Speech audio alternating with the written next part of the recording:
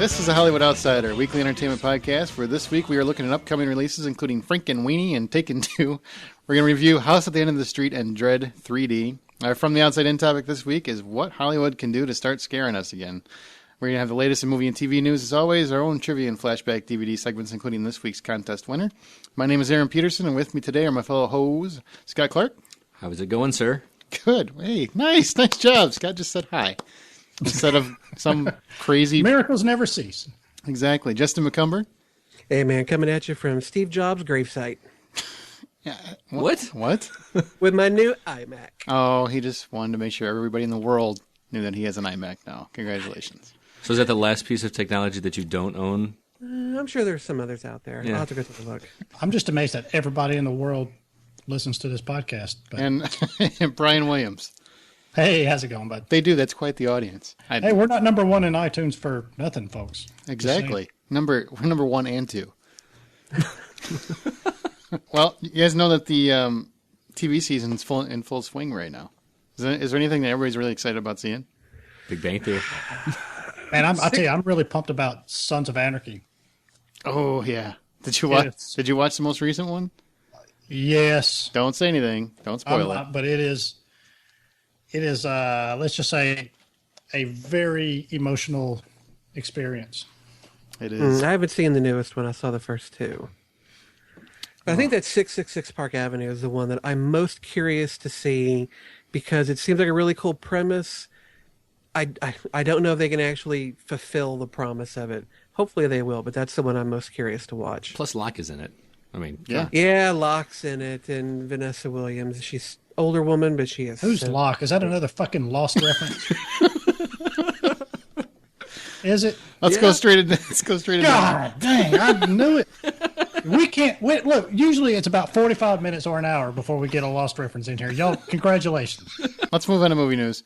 The Rock was cast, and Barry Sonnenfeld is in talks to direct the film Lore, which is based on the graphic novel about a secret order that fights mythological creatures that truly exist. Yeah, this comes out from the comic book comes out from a company called IDW, and a lot of people may not know them because Marvel and DC are the two big ones, and if you know any beyond that, maybe you know Dark Horse. But IDW's got a bit of a reputation because they did the whole 7 Days of Night. They're the ones who've been putting out the Buffy and Angel continuing seasons of comic books, and they're putting out some others, and so they're getting a bit of a Lock and Key is a fantastic comic book series that they've been putting out. But this Lore is one that I've really not heard of before, and sadly that premise, is there any media out there that doesn't have show or a series of something about a group of people that fight mythical monsters? I mean, it's not anything new, and unfortunately, because of that, I'm not as amped for this as I should be, but it does have one of my man crushes, Dwayne Johnson, in it. I'll watch it. I'm really shocked that you're not all giddy goo-ha-ha about this. Well, it's just a secret order that defends the world against creatures' thoughts. I mean, I'm watching Grimm. That's kind of this sort of a thing. I watched and read and have played just about everything that has this kind of a take. I'm of course, then again, since I know so little, there's probably so many things about this story that do give it that kind of freshness that I'm wishing this sort of story had. So I'm mostly talking out of my ass right now. Well, is it a coincidence that it's Barry Sonnenfeld? I mean, he did all 3 Men in Black films, right? Is it going to be that's what kind of worries me a little bit is because they're saying it's kind of giving it that Men in Black feel, but I don't. That kind of worries me because to me, Men in Black's been played out for quite a while now. Yeah, and he's still doing the same tricks. Right. Yeah, he had to do something fresh on it, and I don't know. I think The Rock could just scare mythological creatures. Well, that would be fantastic. Like a unicorn shows up and he's rah, and then just run away. Well, plus look at his track record with the other movies he's done. The Journey. Apparently, he only does well in somebody else's movie that he does a sequel to. I don't know. I mean, he did Fast Five, obviously, but yeah, that was somebody else's movie that he did a sequel to. True, but I mean, I'm thinking of the more kid friendly. No, movies I'm that cool. he's Just done. keep doing the movies that prove my point. Tooth Fairy. Yeah, Tooth Fairy. I'm still waiting for Tooth Fairy 3. There was a 2? Yeah, Larry the Cable Guy or something. One of those. Oh God, that's Are you right. serious? Yeah, it's like straight to Yeah. hell, straight to DVD, whatever it was. We also talked a couple of Hell. That sounds like a movie I might want to see. Larry the Cable Guy and Straight to Hell. We talked a couple months ago, but the Mummy reboot is going forward with Len Wiseman now being attached to direct, and Wiseman is promising a darker version. That's the Underworld director. Yeah, the Brendan Fraser version was a bit campy. Almost they try to be too hard to be Indiana Jones or something. But I could think the success of that really kind of stemmed from at the time the spectacular visual effects of it, because a lot of that stuff really hasn't been done. But if you watch it, it's kind of it doesn't hold up well, in my opinion. So okay. Kind of glad to see a darker version coming, but just don't go too visually speaking, don't go too dark. Theme wise, or maybe story wise, go as dark as you want. But Underworld is almost hard to fucking watch because it's just like somebody turns on one light bulb that's a really good in point. a giant room, and you can barely see what's going on. Yeah, I mean, the original Mummy it had a dark tone to it to start out, but then they just tried to do the jokes and make it more of a comedy. They made it more of an adventure, than anything. And I like the first one a lot. I did Yeah, too. I did too. I like the first two. The third one is where they kind of went off the rails. But Steven Sommers did. I don't think he did the third film, but I know he did 1 and 2, and I thought they were fun. They were kind of campy, sure, a little bit of an Indiana Jones ripoff with the character. What was his name, Rick or something? Mm-hmm. Yeah, it was fine. But Len Wiseman, I'm actually surprised anybody would offer him any kind of, I don't know if I'd call this major, but a franchise that's got some notability, considering how much his remake of Total Recall has just totally forgotten. Well, I'm kind of actually able to write that one off. Because, he did the Underworld franchise. So Which was good, yeah. Yeah, so it's kind of like, all right, well, I'll give him the benefit of doubt this time.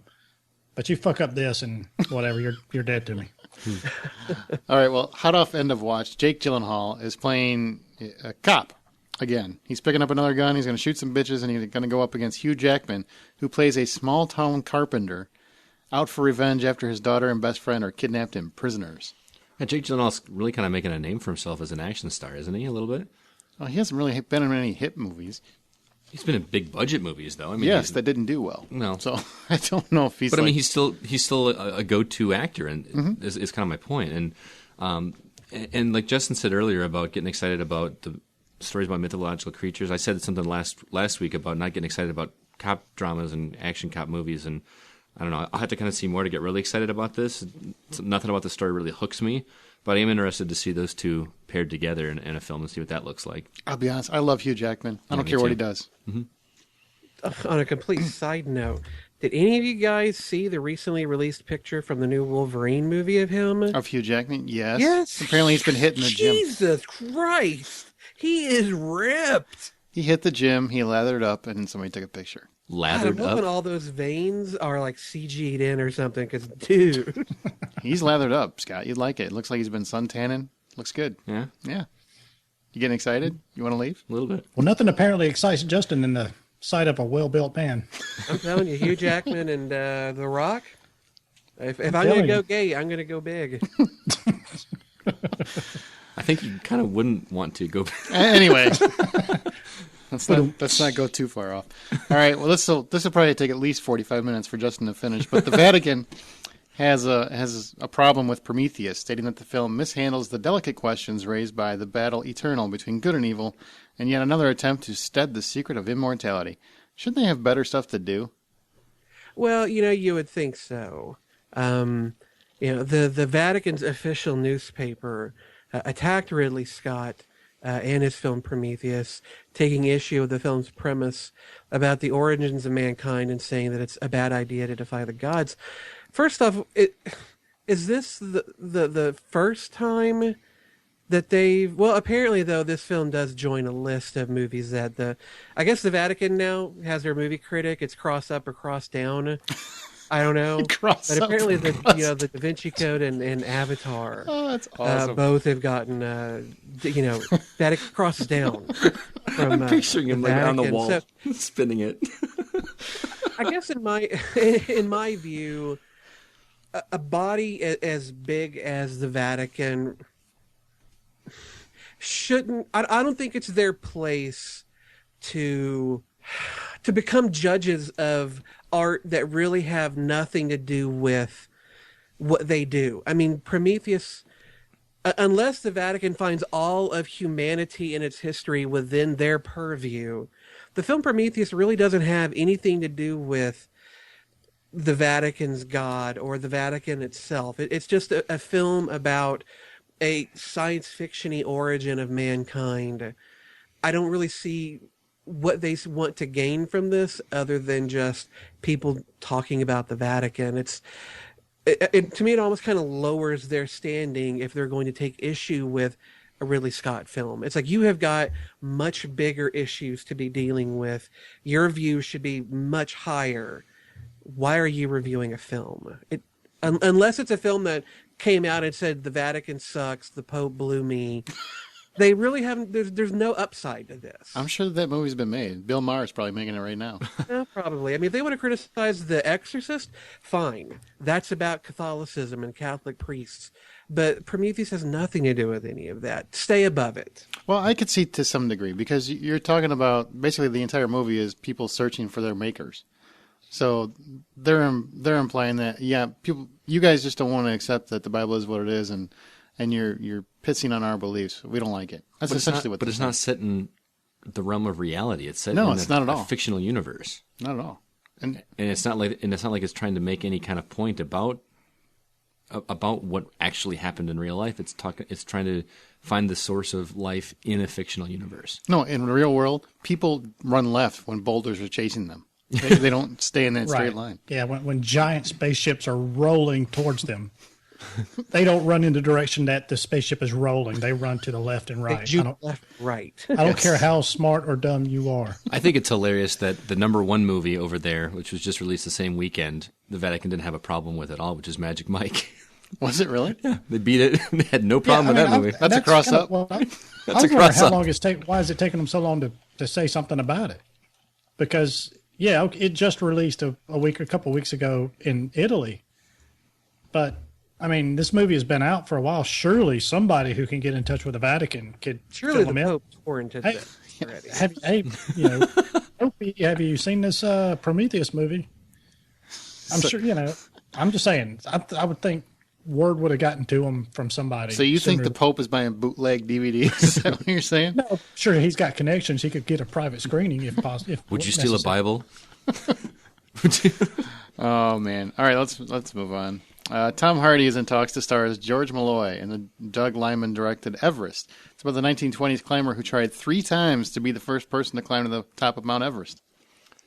We've been talking a lot about films based on true events that everybody has heard of but doesn't know a whole lot, or people like me don't know a whole lot of details. I know a lot about this one. I don't. I know, like we had talked about, like Houdini film and some other people in history. This is one that I think sounds really interesting. It's not so much a happy ending, according to what I did read about the story, but that still sounds like it'd be a hell of a lot of fun to watch. I know very little about the history. 3 times the guy tried, and what I read said that he refused to use oxygen the first 2 times he refused to use. I know the story very well. The first 2 times he refused to use oxygen. The third time he agreed to do it. The whole point was he was going to get to the top, put a picture. I think it was a picture of his wife yeah, on the top of the mountain, and then whatever happened, and nobody get knows. to see the movie to see the rest of it. Right? Because I don't want to. Because people I don't want to spoil something that's obviously listed no matter where you want to look at in Google. Well, because everybody. I don't want to spoil history. Yeah, exactly. It's not written yet. Well, and it's something that a lot of people have done since he did. I mean, it's still obviously a very difficult thing to do. Well, now you just take a fucking helicopter. Right. And that's what I think is going to be the big thing about this. Is going to give an appreciation for how difficult it was, because that technology. This is the 1920s. I mean, I don't know why you want to do it. Why do you want to climb to the top of a mountain? To say you did it. To say I did. I want to because it's there. I want to eat a bag of Cheetos so I can say I did it. I don't want to climb a mountain. Yeah, but that's not hard, obviously. Yeah, I mean I'm with you, Aaron. We know your Everest is just walking out of the basement up to the fridge, so I understand. I feel you, bud. It's all good.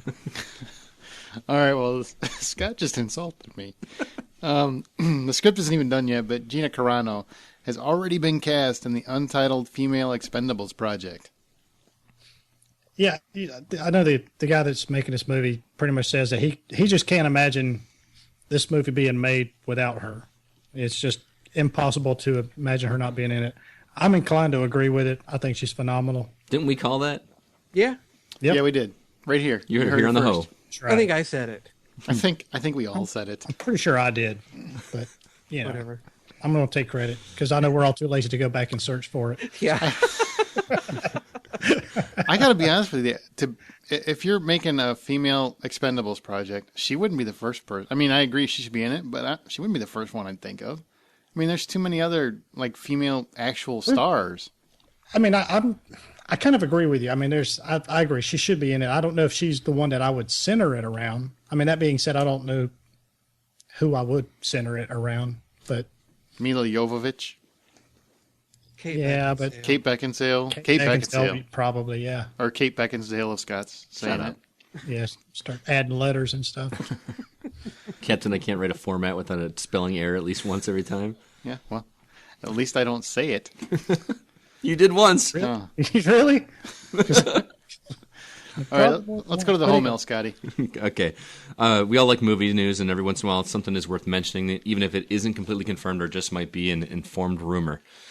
We got one this week again. It's everything is in talks here, but Tom Rothman is to produce Chris Hemsworth and Anne Hathaway to star in Steven Spielberg's Robopocalypse. That's actually the working title. An adaptation of the novel about the fate of the human race following a robot uprising.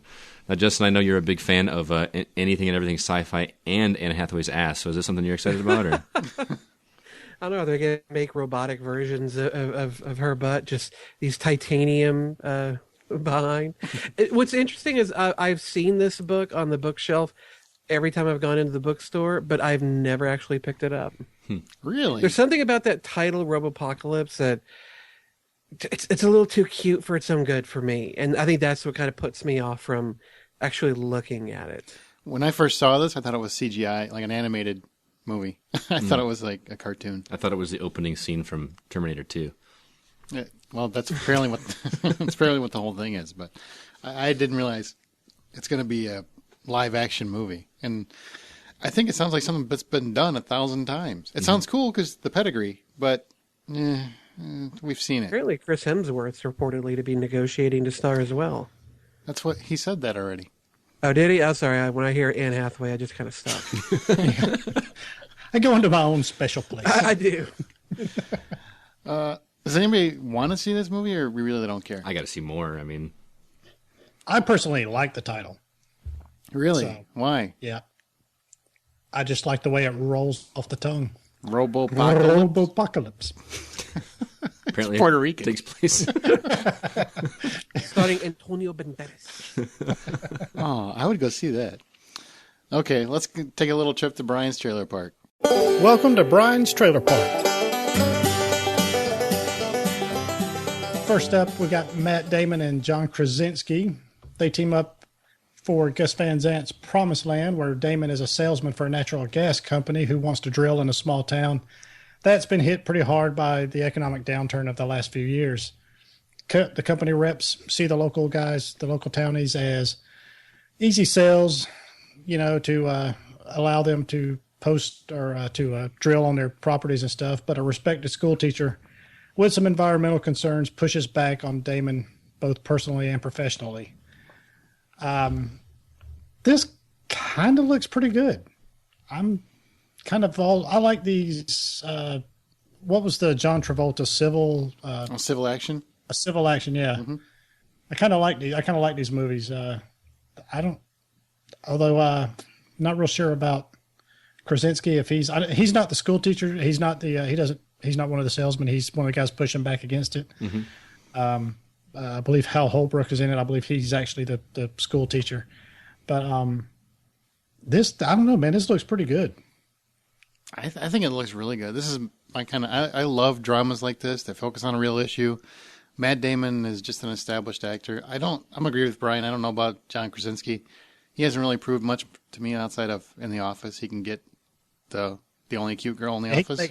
Funny. He can make funny faces on the camera there, but I thought he was funny and what was Leatherheads? Yeah, he's not bad, but this looks to be a serious drama. I don't know if he can carry that weight.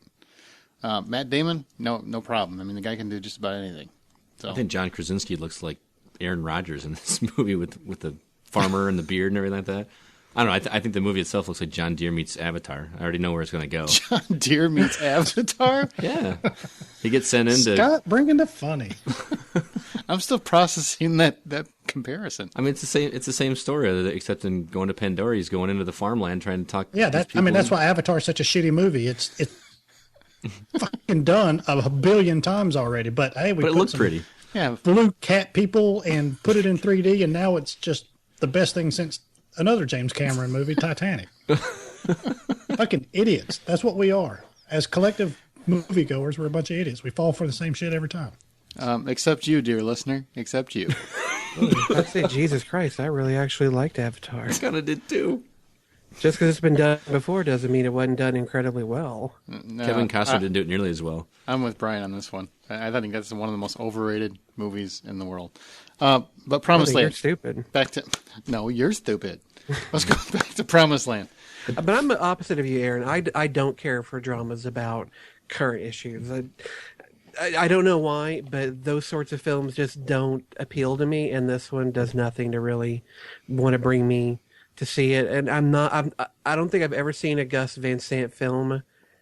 The closest I may have come is his small bit part in Jay and Silent Bob Strike Back. You didn't like There's something about the guy that just doesn't appeal to me. I don't know. You didn't like Good Will Hunting? Oh shit, he did that? That's right. Yeah. Yeah, it was okay. I mean, I liked the script better than I think I liked the in movie. I mean, Matt Damon's performance was quite good, but really that film was just a whole bunch of scenes surrounding a really cool How You Like Them Apples scene. It actually comes out January 11th, 2013. Next out of the gate is Stand Up Guys.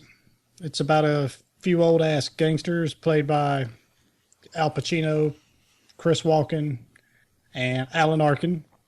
They get together for one last hurrah after Pacino gets out of prison. Walken, unfortunately, is tasked with killing his best friend, who is Pacino. After Pacino apparently comes to terms with his inevitable end, Walken grants him some last wishes, per se, and they hit the town to do whatever Pacino wants. He's got a certain time frame he's got to do the job in. He tells him about it and says, all right, whatever you want to do, let's go do it. Let's hit the town. So they go break out Alan Arkin out of like a nursing home and kind of hit the town out of, for a bunch of hijinks. But, it doesn't, it really doesn't look like a slapstick, kind of a silly movie. But it seems to be a little bit of a darker tone. But to me, this movie looks fun. I love gangster movies. I love mob movies. I love Pacino. I love Walken. I love Alan Arkin. I'm all over this shit. I think it looks like the Godfather bucket list. You beat me to it, you son of a bitch. That's what it looks like. The Godfather bucket list. This movie looks a lot of fun. It has the potential to be just awesome.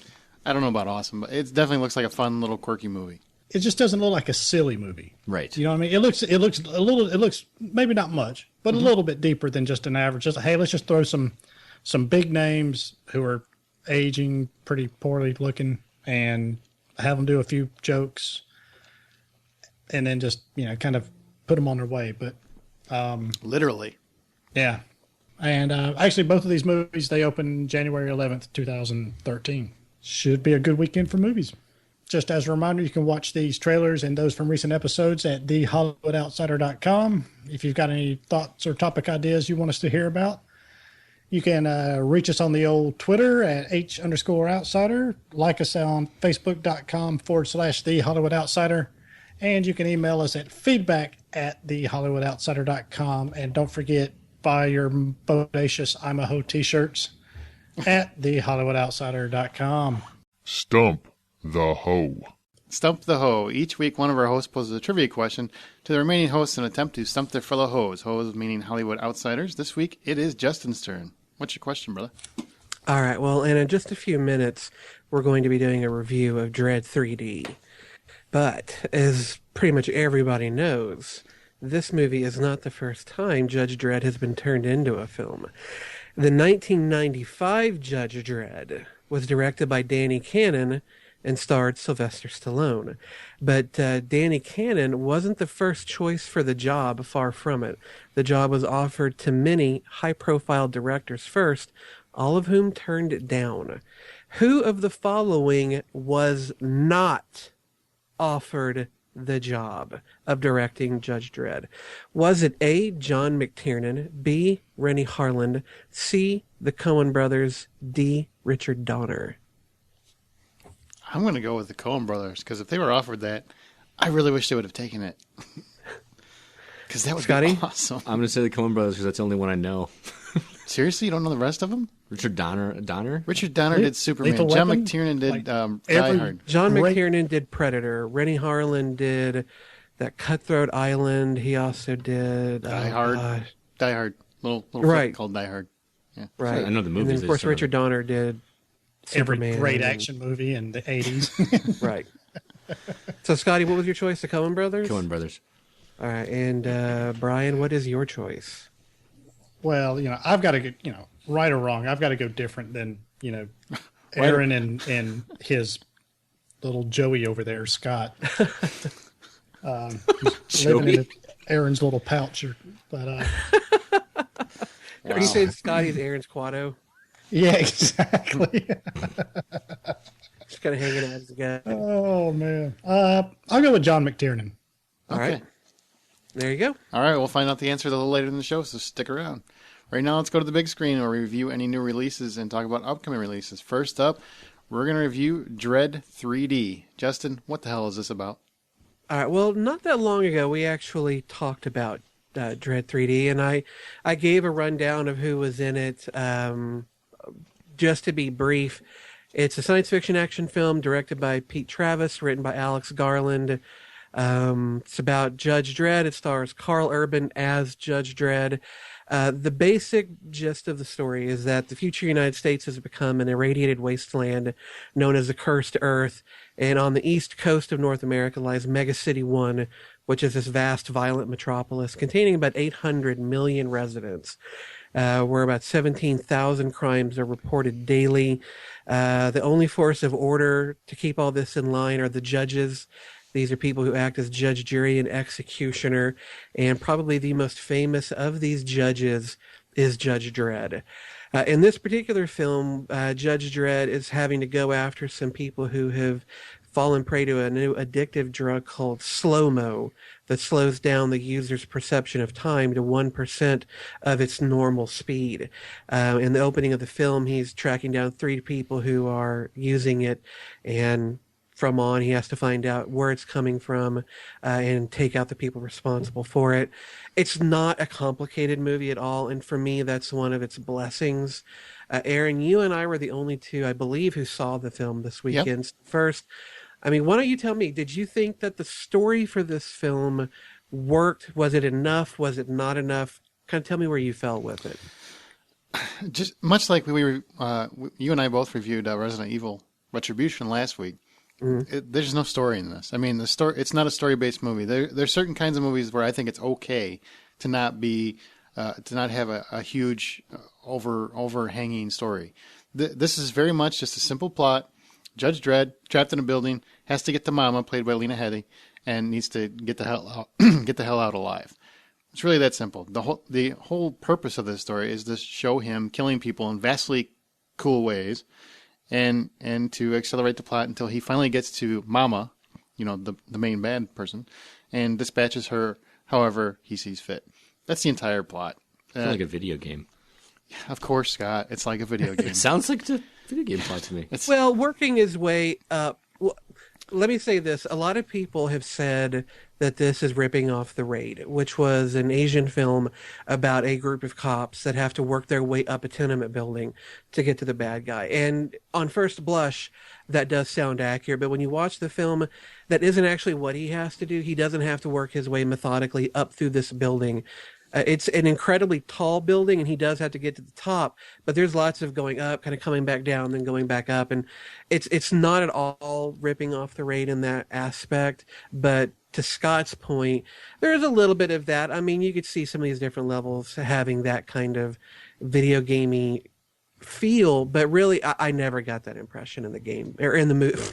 Yeah. In the movie that I was watching a video game styled movie, not like Resident Evil was. Yeah. Yeah, I mean, this movie does not have a big plot. It has a very basic plot. I love that because in this sort of a movie, other movies have fallen prey to wanting to overcomplicate things so that people might go, "Oh, wow, look at that interesting story." And then all they really end up doing is clogging it up, slowing it down. And then the movie just falls, prey to the weight of this complicated story. This film has none of it, and it's to its benefit. I love that it's very simple. There's not a lot going on. And I mean, story-wise, so then you're free to just sit back and bask in the blood and the violence. Absolutely loved it in that respect. Now, with the acting on this film, Carl Urban, to his credit, never takes that helmet off. Unlike Sylvester Stallone in his movie. So really a lot of his acting is done through the voice and his chin. How did you feel like the acting was done in this film? And he's not the only star in it. There's a Judge Anderson who's played by a young Anna Kendricksy looking woman. And of course, you already said Lena Headey, who is usually, I think, known to more people either through the Sarah Connor Chronicles or as Mama Lannister. Mama Lannister in the Game of Thrones TV show. They're all, in this film doing their thing. What did you think of the acting overall? I agree with you 100%. All you see is Urban's chin the entire movie. So his chin is the actor, really. Mm-hmm. And it was chiseled after Chin Master Bruce Campbell himself because the thing just carried the role and kicked ungodly amounts of ass.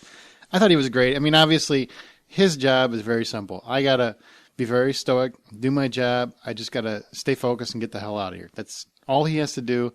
He tries to be very comical without being comedic. You know what I mean? So I thought he did a really good job. I really wasn't expecting it. I really, I remember saying this when the trailer first came out that I think it looked god awful. I remember the movie's coming closer and closer. Everybody's raving about it because it was at Comic-Con. Fanboys went nuts, and I just went, whatever. These are a bunch of guys that just want to see this comic book movie. They don't like Stallone, whatever it is. So they're just raving about it. Closer and closer it got, the more good buzz it got, the more interested I became in it. And I wasn't going to go see it. And then Justin told me that, all right, it's actually really good. So I finally caved. I went and saw it. Spoiled in review, bro. I loved it. What's that? So way to spoil my end thoughts. Oh, sorry. Hang on. Olivia Thirlby, I don't know how you say her name, but she played the partner, Judge Anderson, and she wears the heart of the movie. She plays kind of like a psychic. And she wears it well. I think she does a really nice job balancing his ridiculous over-the-topness and kind of bringing it down to a normal level. And I think Lena Headey she's a very good villain, but she's very much just the Lannister. I mean, she's very cool and vicious and evil. Yeah, the audience is their window into this movie is Judge Anderson, Olivia Thirlby. She does not wear a helmet in the movie, and he actually says, "Why aren't you wearing your helmet?" Because all judges have to wear, and she gives a reason why, and that's actually a lead into a funny joke that he makes. But because she's not wearing her helmet, because she's younger, and because she's new to this, she gets to be our window into this story and the person whom we view most of it through. And she's the one that I think we worry more about their fate than Dredd. Dredd is one of those characters that is tougher than nails, and you really don't worry if he's going to make it. But she's a lot more open to getting hurt. So I thought she carried that role really, really well. And I thought Carl Urban did a really great job. Mm-hmm. I mean, he does. All he's got is his chin and his action. I was afraid that from the trailers, it looked like he was just going to try and sound like Batman through the whole movie. Luckily, that's not the case. He does have a gruffness to his voice, but it's never to the level that they did in the Batman films. It's a bit more back and a little more natural. So I was thankful as hell that I wasn't going to have to listen to fake gravelly voice. And I thought Lena Headey did a really good job as Mama. I mean, she's a vicious, dark character, very just brutal in everything that she does. And I think the best special effects in the movie were making a good-looking woman like her look like shit. Yeah, she looked pretty horrible. She was toe up from the flow up. I mean, good God. And this is a Wow. woman that I have routinely in the past thought, man, she is hot. And this one, no, I ain't hitting that at all. Not even with the stolen dick. I am not getting near her. And not just because she's meaner than hell. She looked terrible. I almost wouldn't have recognized her. What'd you think And about the production? I mean, I heard the budget's about $50 million, but it looks really, really cool and gritty, and has a, I think, and I think you actually feel this way too, a distinct like '80s vibe about it. Oh man, there is a huge 80s vibe. In fact, the music quite often I thought, did they get John Carpenter to score this I film? thought that too. Because it has a lot of a Carpenter feel to it. But for me, what this film really did well, and probably where most of their money went, is in the 3D. Most movies that do 3D do not need 3D, and they don't do 3D very well at all. This film, 3D is awesome. Yeah. I mean, it is worth it to go to the movies, spend the money, see that 3D movie, because what they do that most movies don't do is they do the whole, depth of field. It's not so much about what's coming at you, though there is a lot of shit coming at you, most of it bullets and blood. But it's a lot of the way the blood hangs in the air, and you see it against the other things that are in the background. It's against the dust flying through the air, or when they take that slow-mo, which luckily they don't overdo the slow-mo either, so no worries about constant bullet time kind of stuff. They do it sparingly, and when they do it, it's beautiful. The colors, the way things slow down, but it's all that depth of field. But they do a lot of money with people getting shot and their bodies kind of rippling to the bullets, the blood spraying. Looks amazing. And there were several times where the blood actually looked like it was flying past the screen itself. Yeah, and that I was don't know really if they well. did that by shrinking in the image so that there was a bit of blackness around the frame so the blood could flow into it. But it actually did look like it was going past the screen. It looked fantastic. It looked like 50 million, if not more. It was a really good looking movie. And because they are in this giant apartment complex, there's a lot of numerous claustrophobic encounters. And there's one in particular that really starts the movie going, where they break into a room. All these guys have been doing slow-mo, so they're all high. And basically what slow-mo does, to the person doing it, it makes time slow down. So that's when all these special effects come into play. And this 3D scene is Judge Dredd breaking through a door and taking all these guys out, and they're all basically seeing it all in slow motion. Sounds like something that's cliched and you've seen 1,000 times, but the way they do it and the way that the 3D works was the best I've seen in I don't know how long. Man. Really, for a movie that is probably going to end up making like $20 million or less, because it totally flopped. It's really a shame, because they really put a lot of money and effort into the 3D effects. Justin's making me right; wanna it see looks it. great. Yeah, I think the 3D looks, when we mentioned it earlier, disparagingly, I thought Avatar did amazingly well, was the 3D. And for me, this is the best since then. Fantastically done. I love the 80s vibe. So if I have to give this film my final review, would I give it 1 out of 10? Easily an 8, 8.5. Nice. Say an 8 just for clarity's sake, but it was surprisingly good. I can't believe I'm saying this, because I really went into this movie expecting to hate it. Dredd 3D was one of those movies that was made to make fanboys smile. It's not going to win any awards. Probably won't make. Well, I know it's not going to make a ton of money. It already flopped. But mark my words, this will be one of those cult hits. Your friends are like, "Come on over, you got to check this out. You've never seen it." One of those movies. That's what this movie is. Mm-hmm. So, if $10 is the full price of admission, I give it an 8. Now let's go on to what's that? Well, I mean, yeah, if he really wants to. I mean, I thought he would have better stuff to do, but sure, yeah, he can come in. I guess we've got a quick follow up to that review from Sly Stallone. He just wanted to pop in. Take it away. What's up, Sly? Hey, yo, Aaron. Thanks for having me out again. I know I know you got your own shit to do and stuff, so I just want real quick. I went and saw Judge Dredd. It's a remake of one of my finer films. It's kind of unappreciated. I don't really appreciate all the hate. You guys try to throw on it, and whatnot. But whatever. Carl Urban, he does a pretty good Sly impression. Unlike you, Aaron, he's pretty good. Movie's pretty fun. It's for the action. It's really missing Rob Schneider though. He really put his heart into my film. Back in the early '90s. It should have been Oscar nominated. I'll be honest with you. It was probably one of the best performances I've ever seen. And this girl in this movie, I mean, she's all right, but she's a girl. You know what I mean? You know what I'm saying? You know what I'm saying? It's pretty good though. Out of 10, maybe 7. 7. Come on, I'm not in it. You know what I mean? They didn't even asked me to join. You know what I'm saying? Maybe I could have been like a spare judge, something like that. And the original Judge Dredd, probably 12 out of 10. You know what I mean? But thanks for having me. And be sure to check out the 1995 Judge Dredd. All right. And Expendables 2. Yo. Okay, and I saw House at the End of the Street. The Hunger Games' Jennifer Lawrence plays Alyssa. She's a teenager whose parents recently divorced. Haven't they all? Alyssa's mom, Sarah, is played by Elizabeth Shue from Adventures in Babysitting. That's right, I referenced a movie from like 20-some years ago. More than that. They find the house of their dreams in a tiny little rural town. Problem is, the only reason they can afford it is because the little girl next door brutally murdered her parents a few years earlier and then disappeared in the woods, because that's normal. Alyssa ends up meeting the young girl's brother, Ryan, played by Max Thiero, who still lives in that house because apparently he's got some issues. Despite everyone thinking he's a crazy-looking man with a crazy-looking family, he still sticks around in this stupid town. So, of course, she falls for him because who wouldn't love a dorky-looking dude with that kind of history? The bad boy syndrome.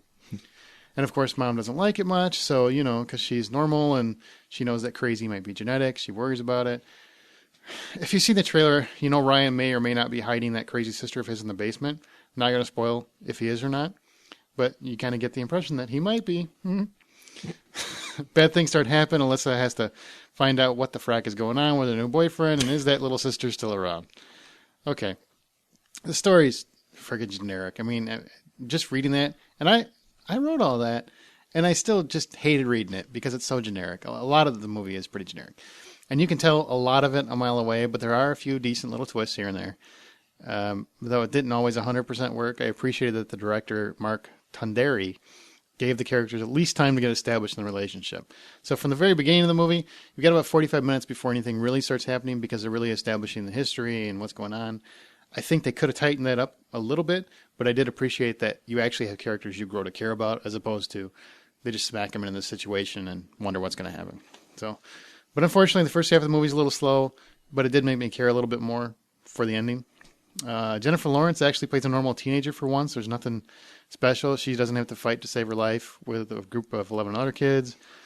She's not starving, trying to support her family. She's just a normal teen, bitchy with her mom, et cetera, et cetera. I don't think anything really impressed me with her in this movie, other than the fact that she runs around in a really tight white tank top a lot. But she was basically John Hughes Teen 101. She did her job. Nothing exceptional. I mean, other than a T-shirt, that was actually pretty good. I get made fun of for making comments like that, but it's fair game when you do it. It's all good. Sorry. Maybe I can compare Jennifer Lawrence to a video game. Let me think. So much for that. So much for the feminism conversation we had a couple of weeks ago. Elizabeth Shue did a nice job playing a bad mom trying to do better. I actually liked seeing that. She admits being a bad mother most of Jennifer Lawrence's life. So it was kind of nice to see a mom portrayed that way as opposed to, I've always been a wonderful mother and I love you, blah, blah, blah, blah. That was nice. But it was really weird seeing her as a mom of an adult kid because I remember her in Adventures in Babysitting and I don't appreciate her being an old woman. That really makes me sad.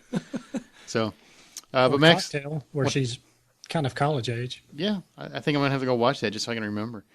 And Max Thiero, he did a nice job keeping you guessing what his deal really is, and as well as portraying someone who you can tell is a little bit more messed up than he appears to be.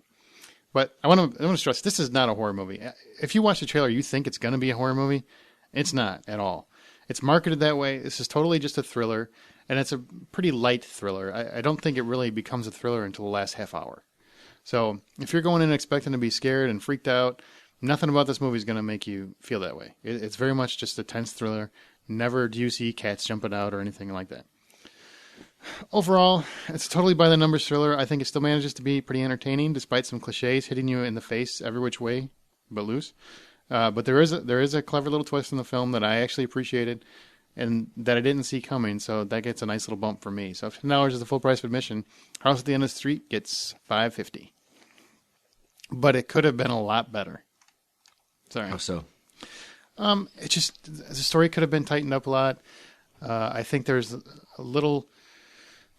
It just dragged on a little too much. So the first 45 minutes could have been about half an hour long, and then the rest of it could have been a little bit more focused on telling the remainder of the story that they were trying to tell, but they rushed it near the end. So I like the twist, but they really should have invested more into the twist. So whatever.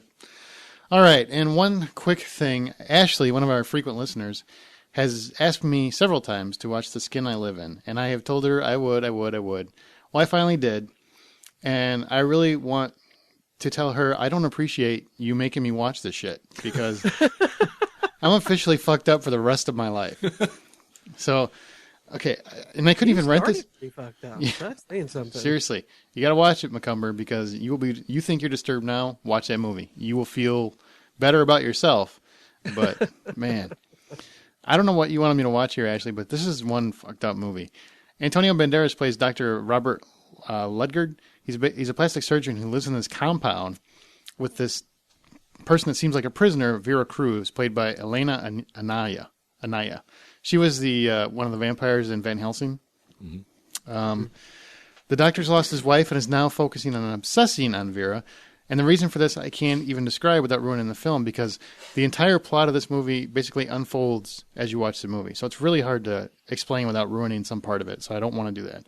But Vera sits around. She practices yoga. Robert sits in the other room watching every inch of her. This is a Pedro Almodovar. You know him if you know Spanish directors. It's one of his movies, so you know there's a lot more to the story. And what happens in the story is interesting. It's disturbing. It's twisted. It's not sweet even a little bit. The film is focused on what happens to people obsessed with obsession. Antonio Banderas, I think, is the best I've ever seen him. Elena, someone I thought was not very good in Van Helsing, was mesmerizing here. I mean, what she does with this role, mesmerizing. It's amazing to watch. So Ashley, I give it an 8 out of 10 because it gripped me the whole way through. And once you understand what is really going on here, it takes a good day or two to shake it out of your head.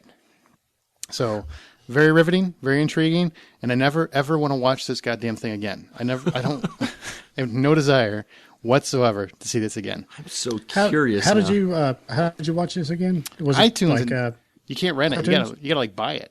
You gotta buy it on iTunes. But I'm telling you, Brian, it's one of those movies where if you watch it once, you won't want to watch it again. I promise you. If you do, I don't think we can be friends anymore because you're creeping me out. You always remember you can subscribe on our site, iTunes, Stitcher Radio, or anywhere else you can find an RSS feed. And you can listen to us on RockfordCollegeRadio.com every Thursday from 4 to 6. Box office. Real quick, Universal had its best year ever with $1.128 billion so far in North America, which is great because they're on their 100th year anniversary. So congrats to them. So just to be clear, that's the most they've made, and we're only in September? Yeah. Wow, that's impressive. That's impressive. They've still got a few movies yet to release, so... But they've had Ted, Safe House. They've had a lot of big hits this year. So good for Universal. Did they put out the Avengers? They did not. Apparently, we have to say Lost and Avengers at least once an episode. What's in our contract? Our number one movie of the weekend was End of Watch, and it was a real close race with 13.1 million. House at the End of the Street came in number 2 with 12.2. Trouble with the Curve came in number 3 at 12.1 million. That's the Clint Eastwood movie, but keep in mind at his movies generally have the longest legs, so don't be surprised if that ends up making more than the rest of them. And Dredd, 6.2 million. There will not be a Dredd 2. Wow. That is a shame. It's going to end up making less money than the original Dredd, Judge Dredd made in 1995. Will it make more Battleship? No. Damn.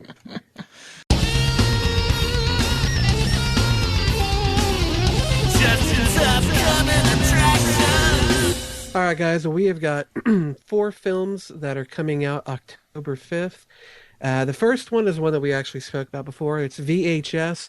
It's a horror film featuring a series of found footage shorts written and directed by Adam Weingart, David Bruckner, Ty West, Glenn McQuaid, Joe Swinberg, and the directing quartet known as Radio Silence.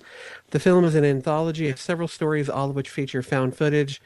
Each individual tape is framed by a main story that follows a group of criminal friends sent by an unknown person to retrieve a VHS tape from a seemingly empty house. As the team searches for the tape, different members stay behind to view a tape that was already in the VCR.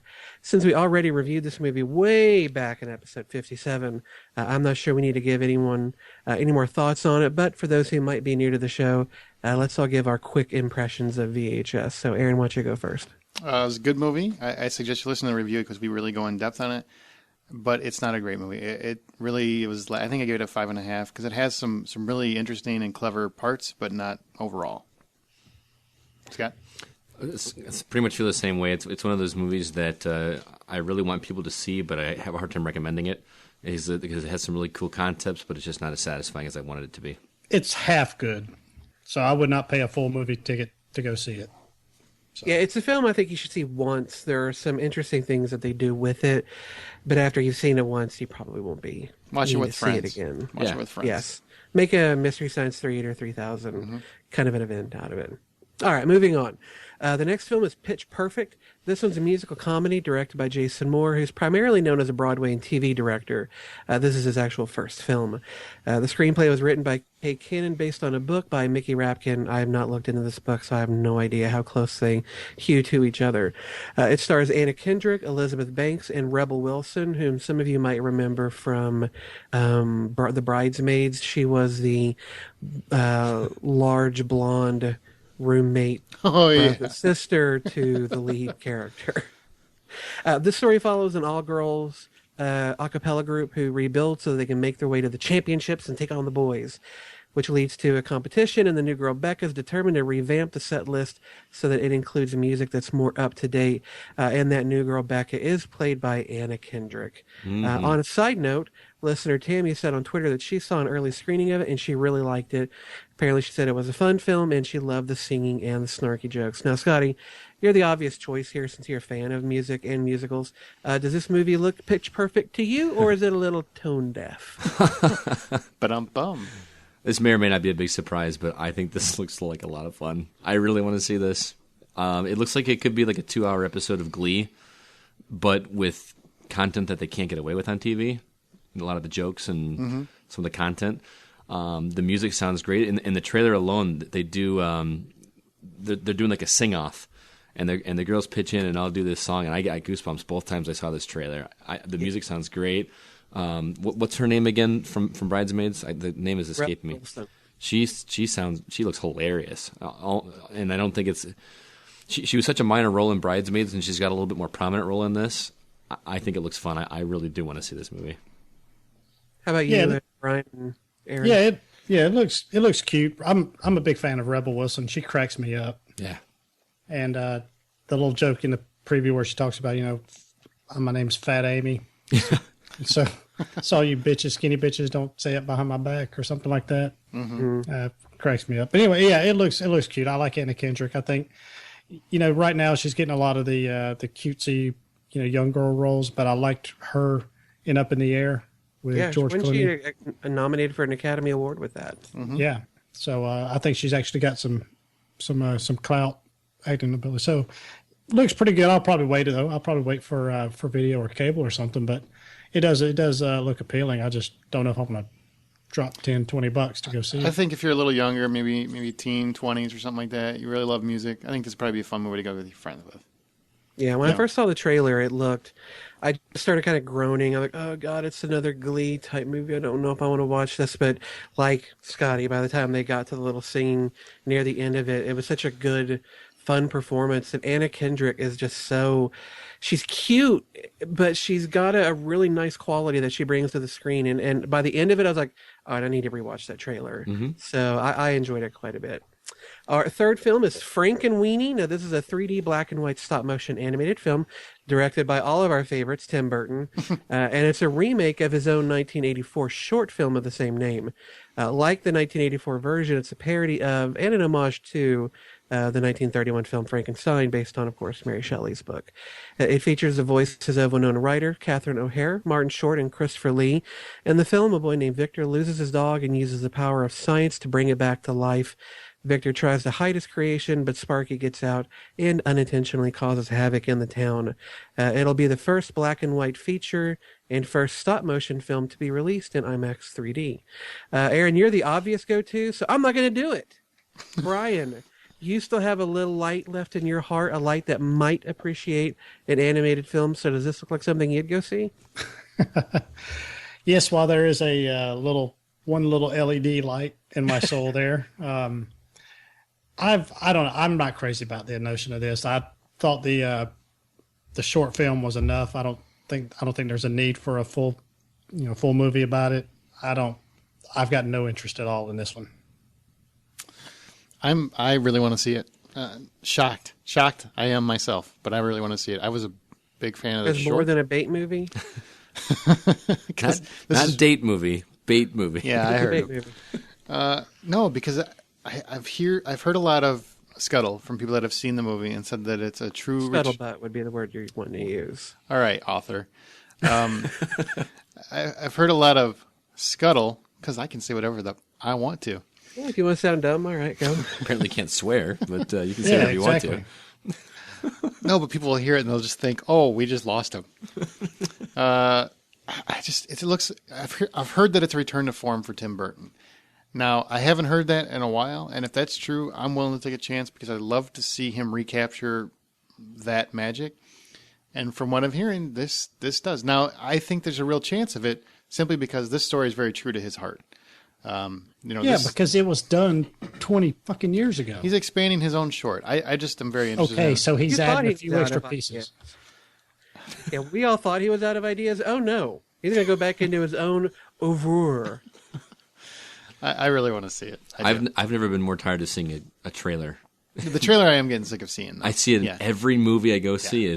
I'm tired of it. And while the animation for the stop motion animation has improved, every time I see even the trailer, I still there's just that little bit of jank that makes me realize I'm seeing a stop motion animation film that I can't get past. I gotcha. And I'm not really interested in the story. There's nothing a whole lot original about it. I haven't been really interested even from the very beginning, and seeing the trailers as much as they're saturating that and with marketing, I've lost all interest. I could not be interested less in this. I don't like stop motion much. I just don't like Tim Burton anymore. I've got Monster House. That's as much as I need of a animated Halloween movie. So. I would rather watch a Ray Harryhausen full claymation, animation, whatever you call it, movie than this. Yeah. All right. Well, let's move on to our final film. Taken 2, Electric Boogaloo, is an action thriller directed by Olivier Megaton and starring Liam Neeson. The sequel to the 2008 film, this one goes a year after the events in Paris. On a trip to Istanbul, Brian Mills, of course Liam Neeson's character, gets a surprise visit from his daughter Kim, played once again by Maggie Grace, and his ex-wife Lenore Famke Jensen. The happy reunion turns sour when Lenore's taken. Turns sour when she's taken. That's one word for it. Turns sour when Lenore's taken by people working for Murad Hoxha, who's played by Rade Serbozdia. He's the guy who plays every Russian when you need a Russian in a movie. That's true. He's the employer of the men working in the Paris building where Kim's friend Amanda was found dead in the original film, and he's the father of Marco Hoxha, whom Liam Neeson killed in that previous film. With Lenore held hostage and Kim on the run, Mills must utilize all his lethal skills to rescue them and eliminate any who are seeking revenge against him. Taken was a great film, but this one, for me, looked a little poor in the trailers, and I pretty much lost all hope, especially because of this director, whose 2 previous films, Transporter 3 and Columbiana. Aaron, are you taken with this one? The first things first. How does Maggie Grace still play teenagers? I mean, I don't she's know, like but she looks it. she's 47 years old. Or I swear something. she bathes in the blood of babies. Of course I want to. Yeah, I know the blood of babies. That's how you stay young, man. What's what I've heard. That's a rumor. That's a scuttle. It's a scuttlebutt, yeah. Look, I know the plot is stupid. I realize we've seen this movie before. I have no idea how he's got this specific set of skills, but somehow he doesn't see all these people coming for his entire family. But I still want to see it. It's Liam Neeson, and he's repeating the role that really brought him back to the action movie forefront. So I'm in. I know the plot's stupid. I know the commercials suck. I know the trailers make it look generic as hell. Still want to see, even if the guy that directed it sounds like he should be in a Transformers movie, I still want to see it. I want to see it as well, but I am so cautiously optimistic about this because it just has such a formula to be a big letdown. I mean, we've said this before ad nauseum about the original Taken was kind of a fresh idea because there wasn't a whole lot of BS. There's no drama. It's just straightforward. It's just Liam Neeson going over, kicking ass, and taking names. And I don't know that I need more of that.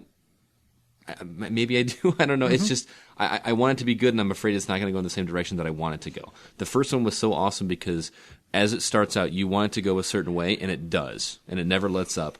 This one has. I'm worried that it's going to steer off in a different direction, and I'm nervous about it. But I do want to see it. Yeah, I really want to see it. I mean, for me, the appeal with the first one was that I wasn't exactly sure what it was about going into the movie. Mm-hmm. They showed it. They did a great job of showing me enough images and of course the iconic speech you know, or not speech, but the couple of lines he gives there is phenomenal. It was enough to get me to go see it, but I wasn't exactly sure. I honestly thought before actually seeing the movie that he had a hand in the kidnapping of his daughter when he's just actually, hey, look, here's what's going to happen. They're going to take you, but don't worry, you know. Well, that just makes you tell me everything. That makes you stupid. So, but anyway, there, Satan. So you're an asshole. I know we should not, but I guess we should come to expect Spoiler it by now. alert. Oh man! So, but with this one, you know what? You know fully what it's about going into it, and I'm fully expecting it to not be near as good as the first one. That being said, I still want to see it very bad because I agree. Liam Neeson is a kick-ass action man right now. So, I think my favorite thing to come out of Taken was that. Have you guys see the internet picture meme of "Hello, this is dog"? You know, with a dog with a phone, and then the picture beneath is Liam Neeson. I don't know who you are, but I'll kill you. And then the third picture just a dog looking like, oh shit. That's probably my favorite thing. All right, anyway. Those are our 4 films. October 5th, we have VHS, Pitch Perfect, Frankenweenie, and Taken 2. Of those 4 films, which one are you most interested in seeing? Aaron? Taken 2. And Scotty? Pitch Perfect. Ooh. There you go. And Brian? Taken 2.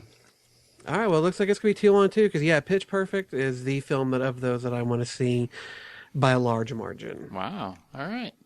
So there you go. What's this movie? What's this movie? Each week we play ours or our listener suggested clip from a movie. If you think you know what the clip is, you email us at feedback@thehollywoodoutsider.com or send us a direct message on Twitter at @H_outsider, and we will announce those that got it correct on the show, as well as we will draw a name from those that guessed correctly and send them an official I'm a Whole Hollywood Outsider t-shirt. Last week's answer was Justin's choice, and it was Dazed and Confused. People that got it. All right. I love that movie. People that got it correct were Sean. You guys want me to go in my Matthew McConaughey? Gotcha. No, God, Okay. please no. Sean M. and Kristen D. So let's draw. Hang on. Kristen D. Congratulations. You won a Hollywood Outsider I'm a Ho t-shirt. I will get that out to you. So I will find out where you live. Here's. Are you Liam Neeson? I will find out where you live. I don't know who you are. I have a very specific set of skills. Yes, I do. It's called email. This week it's my choice. It's called So impersonations. if you think you know what it is, email us at feedback@thehollywoodoutsider.com. Here's your clip. The guy's in the bathroom. Why don't I just go back there, shoot him in the back of the head, and we can get the hell out of here? Don't do that. Look, you asked me to act natural, I'm acting natural. In fact, under the circumstances, I think I had to get a fucking Academy Award for how natural I'm acting. You asked me to get rid of him, I'm doing my best. Well, your best better get a hell of a lot fucking better, or you are gonna feel a hell of a lot fucking worse. Everybody be cool. You be cool. Okay, if you think you know what that was, then email us at feedback@thehollywoodoutsider.com. Let's go to the couch. TV home video news. Fox ordered a pilot for vampire series The Strain to be directed by Guillermo del Toro and written by the book's authors Del Toro and Chuck Hogan. Yeah, I'm really excited to hear about this. The Strain is a trilogy of books. There's The Strain, and then, what's the second book called? The Fall. And then the last book is called The Night Eternal. I've read the first one. I have not read the other two. I own them. They're on my bookshelf, but I haven't read them yet. But apparently, Fox is greenlighting this. Guillermo del Toro will be directing the pilot for it. And the teleplay will be written by Del Toro and Hogan, which is a good thing because I always like it when the people who write the books are involved with the adaptations of them. Another thing that really causes me to love this, and I know I'm going to get a bunch of groans because I mentioned it again, but Carlton Cuse is going to be overseeing this, and he, of course, also executive produced a little show called Lost. Oh, and it was fucking hell. I'm kind of with Brian at this point. He's also worked on the Adventures of Briscoe County Jr., another one of my favorite shows. So his name being involved is really good. But the story of these books is about these scientists that are working to combat a swarm of vampires that are feasting on humanity. And Del Toro said that he envisions that the first two books, The Strain and the Fall, will more than likely form the first two seasons of the show, while the last book, The Night Eternal, could probably be split into seasons 3 and 4. I like that they have a plan. I like that they know where they're going with this. I like just about everything about it. I like The Strain. My co-hosts on my other podcast, when we reviewed this book, they weren't as big on it. They didn't really care for it. I thought it was really a lot of fun, and I enjoyed it. So I love it. And I've actually read all 3 books. Oh, wow. Boom, boom, boom. Now, I haven't read it. So what about this gets you guys interested in the vampire theme again? Because aren't we one of the things that appealed to me about it is the description of the transformation of the vampire process. It's such they do it in such a really medically believable kind of a way that you're going, damn, this is it sounds legit. You know, and it was that appealed to me, and I think that the story itself is pretty good. And they're a sad bunch. These vampires are not. They kind of remind me a little bit of the 30 Days of Night style, just very graphic. They don't look like your average vampires you'd find in a movie. They're a pretty brutal, bloody bunch. That's what concerns me, because I am familiar with the books. I haven't read them, but I've got a friend that's read all of them. A huge fan of these books. It seems like this should be a show for cable. It doesn't seem like it's a show for Fox. And that's my concern, is that I could see something better on FX, maybe AMC. This is FX. I would prefer to see it on something like HBO or Showtime, though. Oh, is it FX or Fox? Well, Fox owns FX, but it is FX, so okay. It will be on their cable platform. Okay. So it will be on FX. All right. Sorry if I wasn't clear about that. No, I just misunderstood. Cool. Well, yeah, I'm excited. That sounds cool. Well, in other news, Joel and Ethan Coen are bringing their famed film Fargo to television on FX as well, along with the Unusuals creator Noah Hawley. The movie is fine. I don't know why we need a movie or a TV adaptation of this. I don't know. Any of you guys excited about this? Because I could care less. I liked Fargo, the movie. I think they're probably going to follow the small town cop. I see no reason to continue that story. I don't care. I feel the exact same way. I don't want to see small town murder week by week. Are they picking up with her after the fact, or is it just rehashing, stretching out a 2-hour movie into 18 or 12 episodes, whatever? No, I think they're following murders in this small community, or crimes in this small community, and it's going to progress and become like a episodic nature and probably a very one story told over 13 episodes kind of thing. Well, there's not but like 13 people that live up there in North Dakota. I guess everybody gets a story. Don't know how many murders you can have. Unless they're constantly out-of-towners. At the end of the season, they just have to move. Yeah, I think the novelty of the setting of Fargo is worn out after one movie. I mean, after 2 or 3 episodes of that, you're going to be done with it, and you're going to primarily be based on the stories itself, and I don't see the story itself being that good. I mean, Fargo had a pretty cool story, but it was also based on a real murder, right? That's what made it interesting. I don't know if it was real or not, but it was interesting. Mm-hmm. And there's a wood chipper. I don't know how many wood chippers you can do over the course of a season. But if there's no wood chipper, one. Yeah, I wouldn't watch it. You only need one. So put it at the end. All right. Well, holy crap, we got one more. Battlestar Galactica's Ron Moore will adapt Heath Ledger's A Knight's Tale. This is just a weird one. Heath Ledger's A Knight's Tale for ABC. Apparently will hold true to the film about a young man who impersonates a knight, only to slowly become one, all while incorporating some modern tunes. This sounds like a terrible idea. It sounds weird. Agreed. Well, I mean, it sounds awful. The movie was a weird idea, and awful.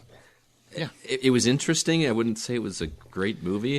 It was. I love the movie. I thought it was a lot of fun. Like it was terrible. Medieval times, and they're singing "Queens, We Will Rock You" or something, doing it in the stands. I thought Heath Ledger carried a movie. It was very charismatic, and Alan Tudyk was great. But outside of that, I'm sorry. I thought it's a lot of fun. It is silly. It's a lot of fun. Yeah, but do you see it as a full blown like you're talking about? Absolutely not. I mean, that's like a novelty that wears out again after a 2-hour feature. Not a. It's a shame that just last week we were just saying how TV is in some ways much better than movies because they can do so much more to a certain extent depending on the channel.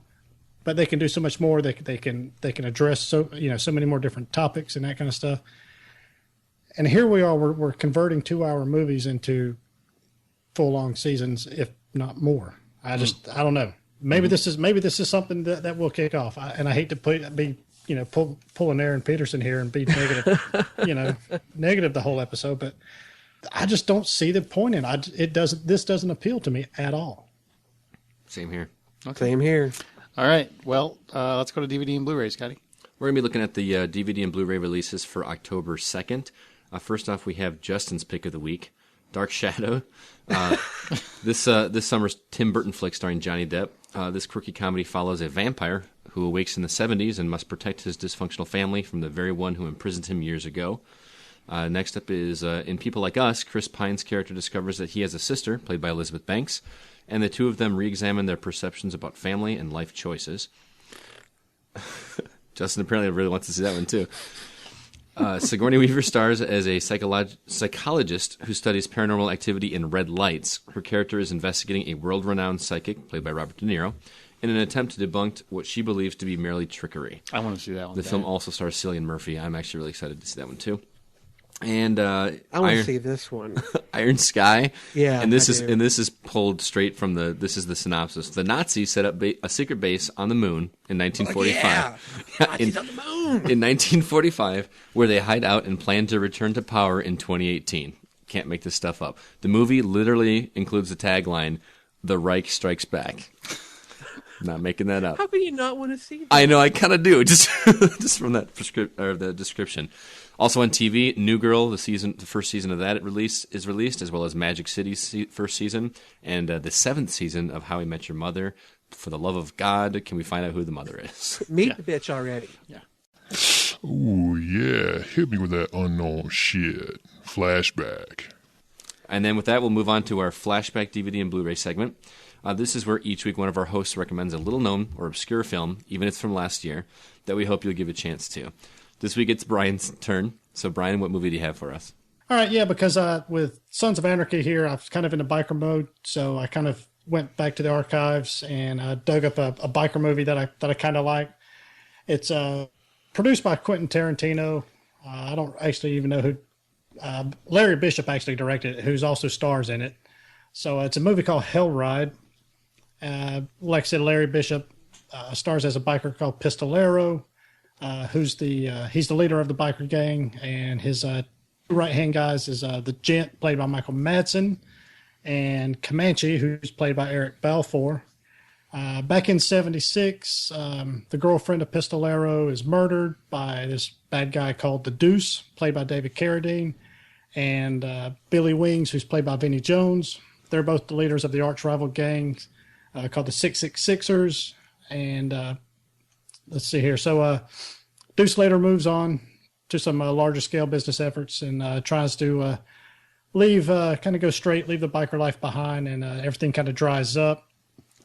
The girlfriend had actually hidden away a small fortune for her young son, who disappeared after she died. So fast forward years later, Deuce comes back to kind of clean up some business, and Billy Wings reforms the Sixers, and they try to take over the Victors, who's the quote unquote good guys here.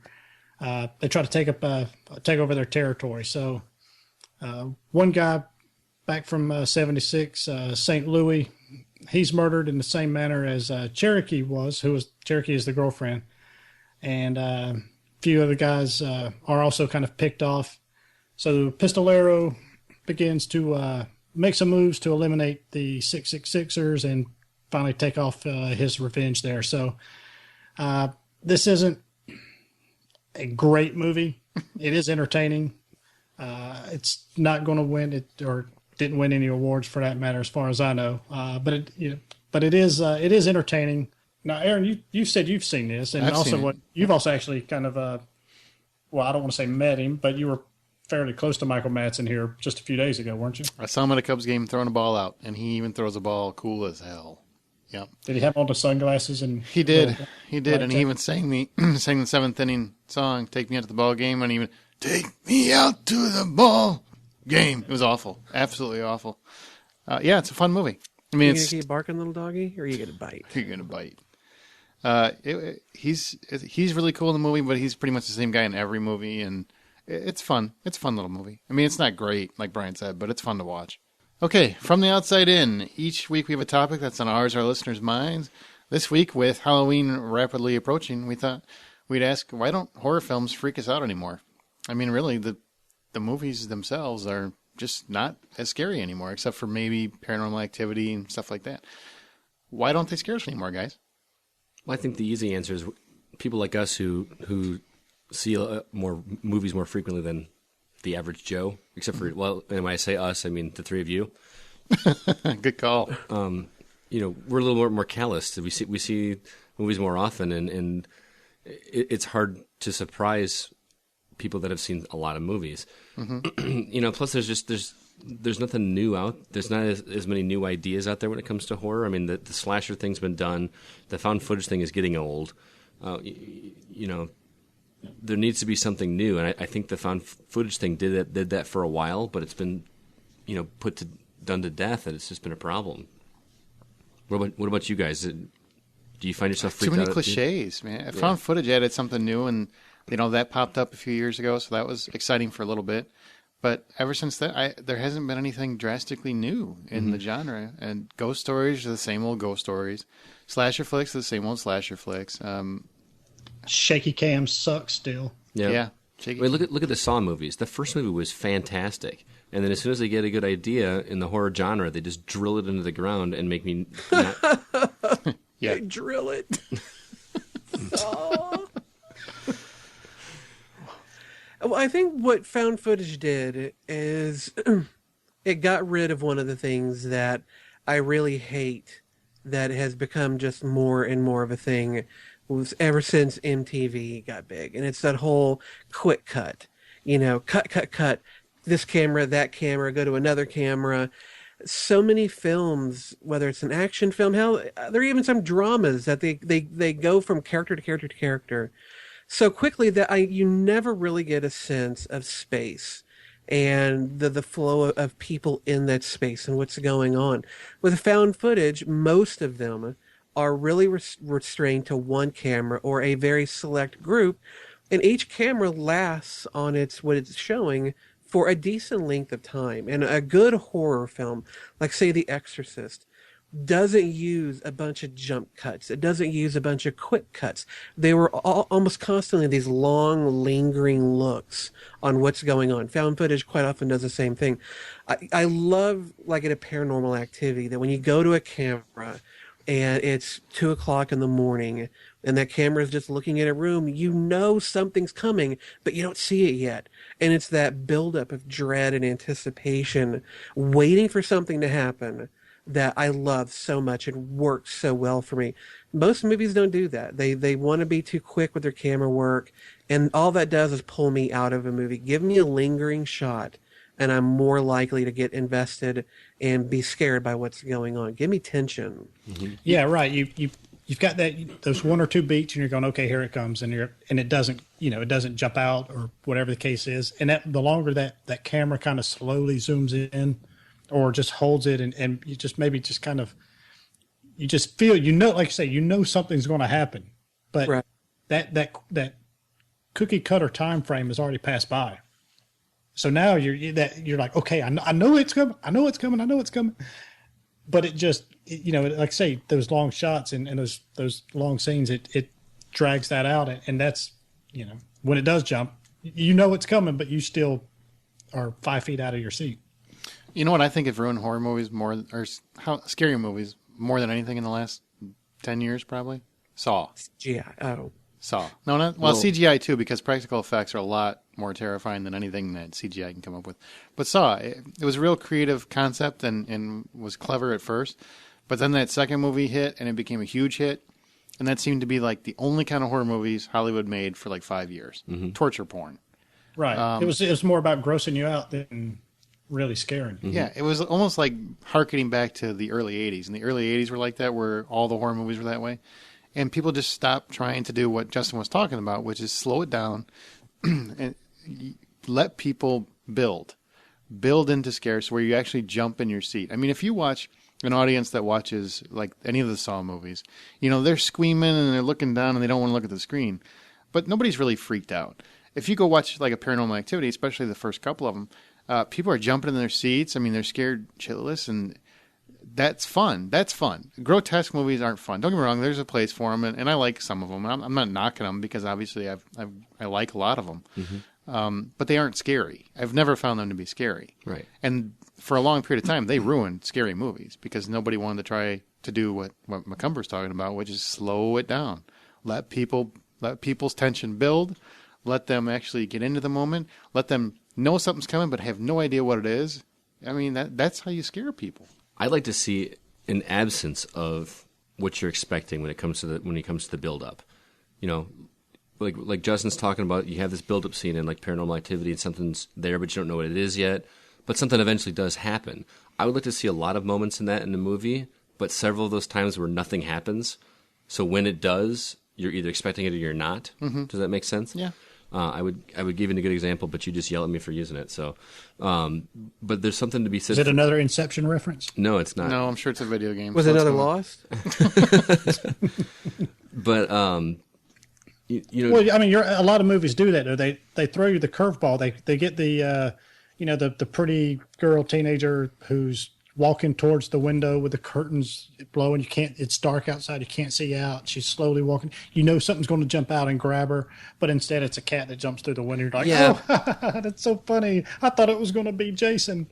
I didn't see The Possession, so I really don't know how good or bad it is in reference to some of the other movies of its ilk that I do like. But I mentioned CGI earlier, and I really think that too many filmmakers want to just rest on the laurel of what CGI can create and let that try and create the scare. I don't need fingers bursting out of a girl's mouth to be afraid. Mm-hmm. The Exorcist had none of that stuff, and it's one of the scariest movies I've ever seen. All she had to do was puke some of this pea soup up, and that worked much better than most CGI effects I've ever seen in a horror movie. And the reason it worked was because of the story work that went into it, all the characters and the music. I'm tired of these movies filled with violins that screech right before the scare comes, kind of spoiling it. All the little, cats jumping out of closets or the little jump things. Don't rely on the cliches. Go for something that doesn't need whiz-bangery, but is just a genuinely scary moment created through a lingering look or no music at all. Well, that's exactly what it's scarier than anything. That's exactly what I was going to say. It was kind of go back to the music thing. It's just cut music out totally. Yeah, that's one of the most scary things, or what to me is a big ingredient to how Paranormal Activity does it right. Is there's no music. There's absolutely no music in those movies. Yeah, there's no cues. I agree with that. When there's no cues, it makes it a lot easier to fall victim. Right. So all of a sudden, the little, the one with the ghost that's wearing the sheet that's not there. Camera comes back. He's in the back of the room. And it's, all of a sudden it's boom. It's right there. That's coming, but it still works. Mm-hmm. And also because it's just like real time going.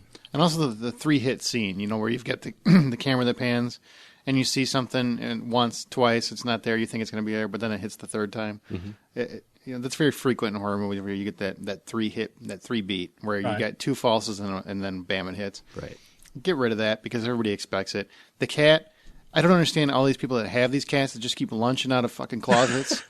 I have 6 cats. They have never launched at me from anywhere. Exactly. I've never been to somebody's house and you open the freezer and a cat jumps out. I've just never never seen it. They're not sitting up in my pantry waiting. Yeah. Yeah, you haven't seen a cat for 50 minutes, the first 50 minutes of a movie, but all of a sudden, one comes jumping out of the garage. Well, that's why you haven't seen him. He was in the pantry the whole time. Right. And the whole, the medicine cabinet mirror bullshit. Yeah, we talked about that before too. It's just ridiculous. I love those. They are so overdone. They're coming every time that somebody goes to the bathroom and the mirror's steamed up. There's going to be a scary, just corroded woman that's standing behind whoever's in the wiping the mirror. But that gets me.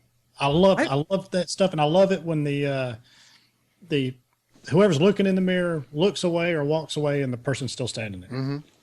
That gets me too. That can work, but what I really like is if they're going to use the whole medicine cabinet thing.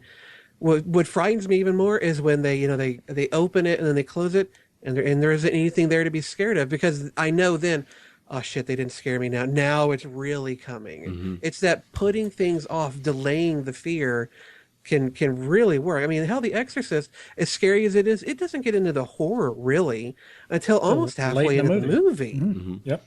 Delaying, building, creating atmosphere and tension and character. That's what works. And Brian, you mentioned music, and I agree that there's some films where it works to not have any music, but a lot of horror movies it works to its advantage. If you look at Halloween, yes, there's a lot of music, but the cues don't come in until after the violence starts.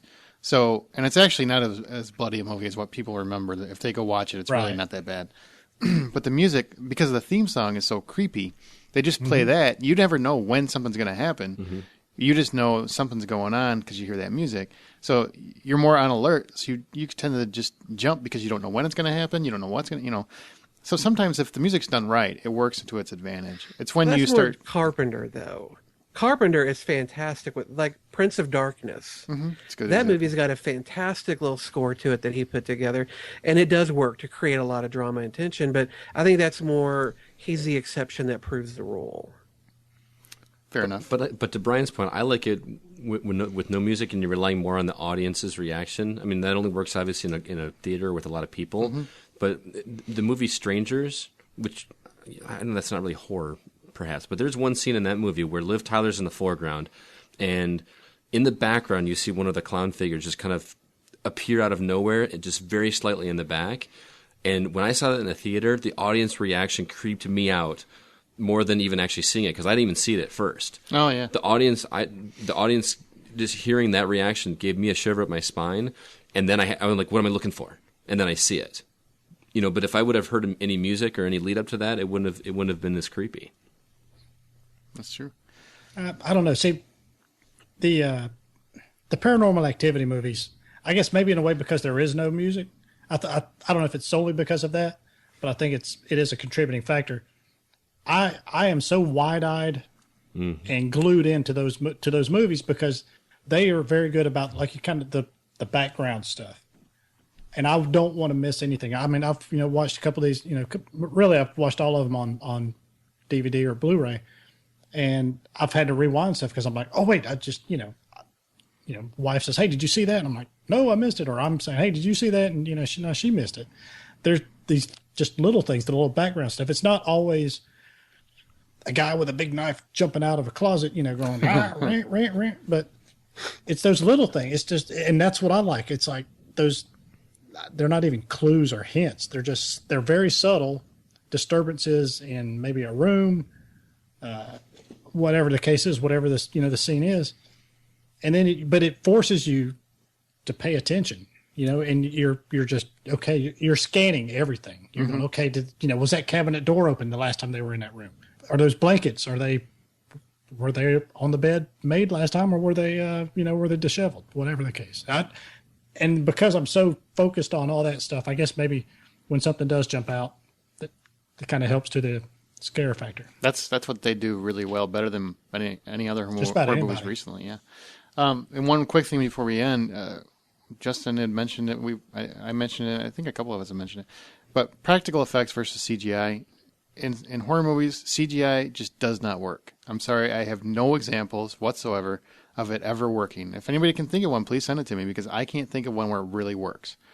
CGI just doesn't work in a horror movie. I firmly believe that. I hold to it.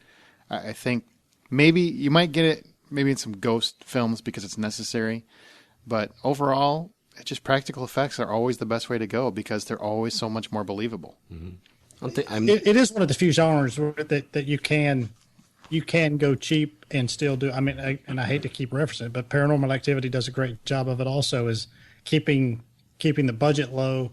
You don't need a bunch of, like you say, a bunch of CGI and computer animation stuff to make it bigger and better. A lot of times, if you the simpler you go, the more something works. Mm-hmm. Mm-hmm. Nope. Okay. One last thing before we part. What, in any kind of thriller, horror, ghost, whatever kind of flick you're talking about, what annoys each of you guys the worst? Like, what's the one thing when you see it on the screen just freaks you the hell out? Annoys or unnerves? Unnerves. Unnerves. Yeah, Okay. there's A little bit of a difference. Sorry. Yeah, I thought you said annoys as well. I think I've said it before, but as unreligious as I am, possession movies freak me the fuck out. Mm-hmm. Yeah? Why is that? I don't know what it is. I think it's more of that primal fear of my body no longer being my own and me becoming just a passenger, than the person who's now driving it just being the most evil, vile creature ever. To have that done to someone else, the idea of it just scares the hell out of me. I think what gets me a lot is anything where they have scary little kids. Mm-hmm. I mean, look at The Exorcist.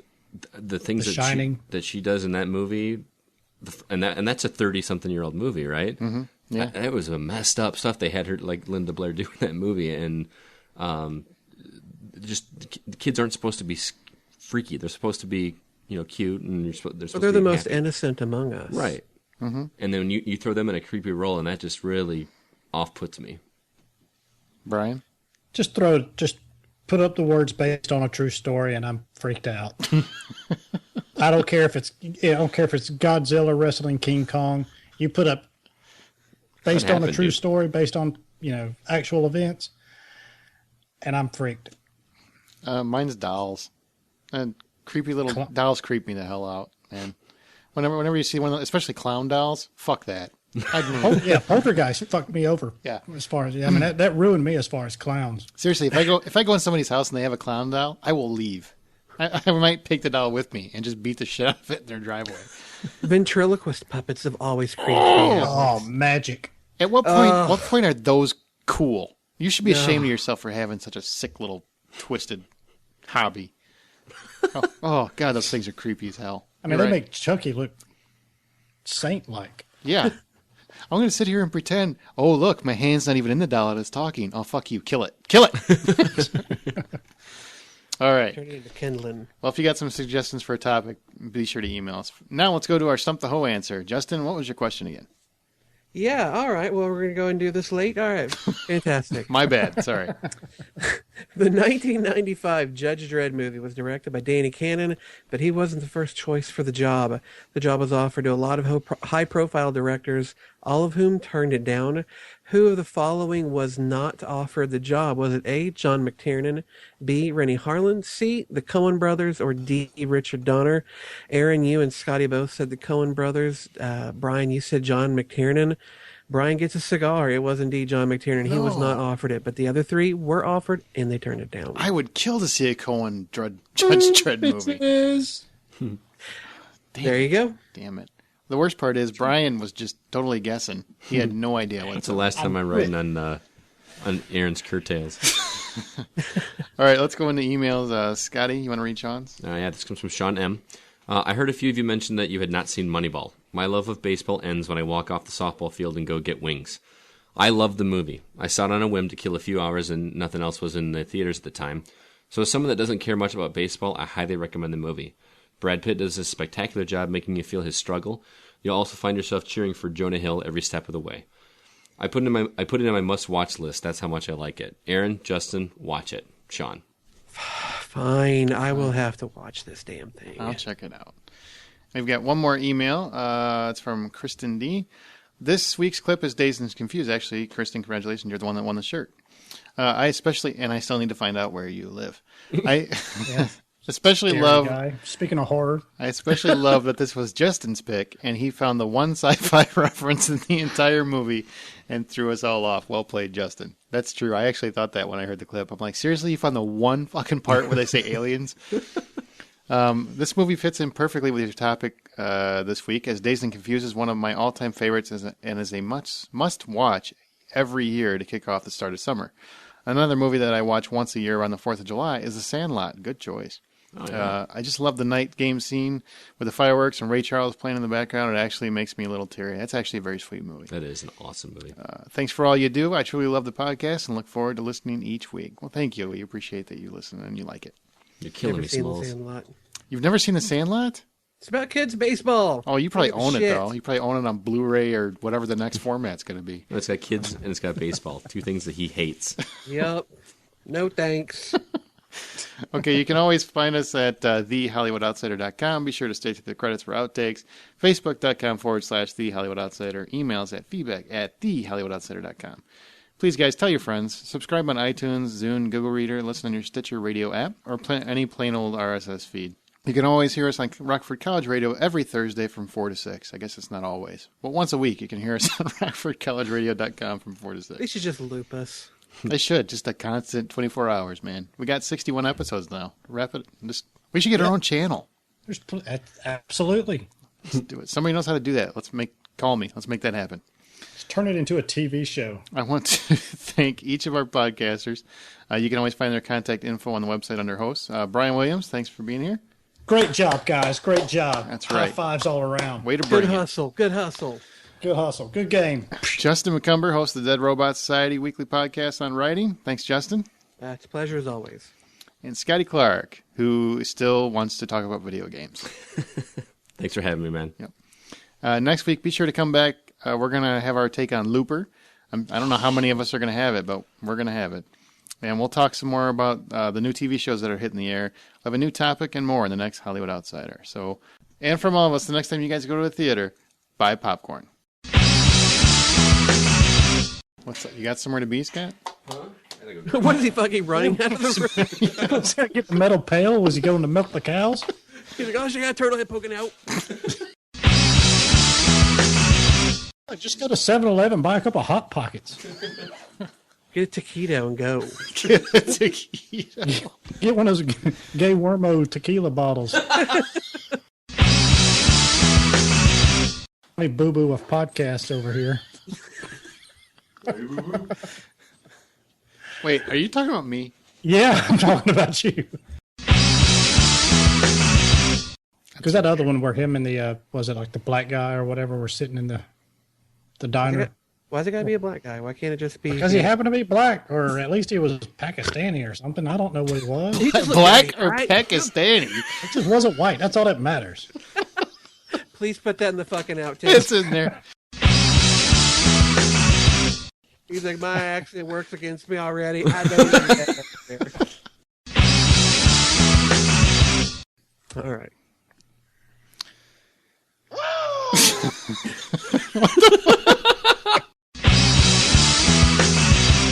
From all four of us, next time you go to the theater, buy popcorn. What was that?